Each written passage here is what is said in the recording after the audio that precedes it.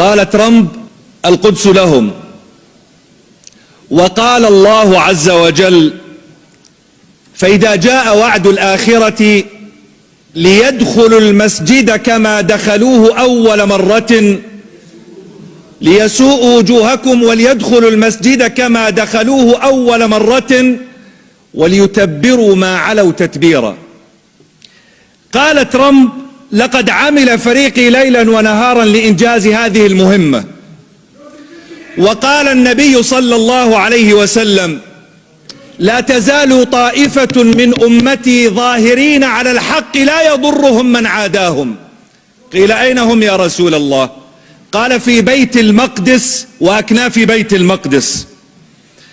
قال ترامب: إن شعوب المنطقة نعمل لمصلحتها ولا بد أن تقبل بما عملنا.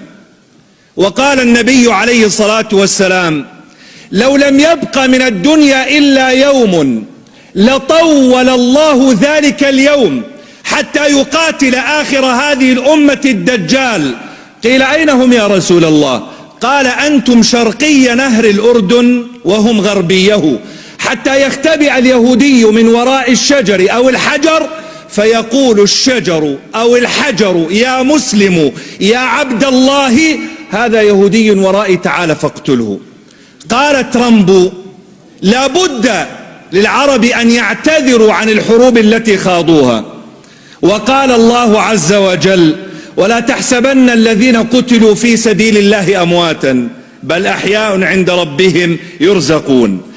إما أن يقتلنا كلام ترامب وأعوانه، وإما أن يحيينا كلام الله. ونحن على مفترق الطرق، لأنهم يخوضون حربا عقائدية يقرؤون ما هو مسطر في توراتهم ويعملون بمقتضاه، ونحن أمة إذا لم نعمل بما جاء في كتاب ربنا فلا قيمة لنا. نحن اليوم في حالة ضعف، والضعف لا يعيبنا والاحتلال لا يعيبنا، فإن الله عز وجل يقول: وتلك الأيام نداولها. وقال الله عز وجل: ما كان الله ليذر المؤمنين على ما أنتم عليه من غلبة وقوة وارتفاع شأن حتى يميز الله الخبيث من الطيب. فإن كان هنالك من كلمة نقولها فأنا أقول لك: شكرا ترامب، لقد كشفت الحقائق ووضعت كل واحد أمام شخصيته وقلبه وفؤاده. إن القدس ليست حربا ولكنها مشروع أمة. القدس ليست حربا ولكنها مشروع أمة نحتاج فيه إلى أمران. الأمر الأول: ألا نقنط، ألا نهزم. لئن غلبنا على الأرض فما ينبغي أن نغلب على عقيدتنا. فقد مر في تاريخنا أن التتر دخلوا إلى بغداد فأسروا خليفة المسلمين ووضعوه في شوال من شيد وألقوه في النهر ليموت حريقا غريقا أعمى. وكان خطباء الجمعة يقولون: لتفتحن القسطنطينية ونعم الجيش جيشها ونعم الأمير أميرها.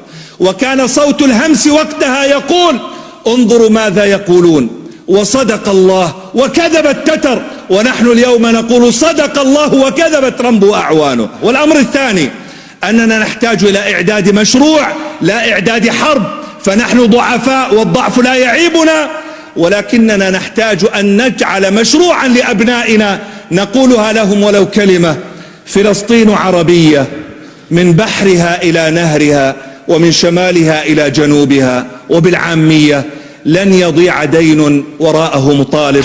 فلسطين عربية من بحرها إلى نهرها ومن شمالها إلى جنوبها. فلسطين عربية، فلسطين عربية، فلسطين عربية، فلسطين عربية، فلسطين عربية.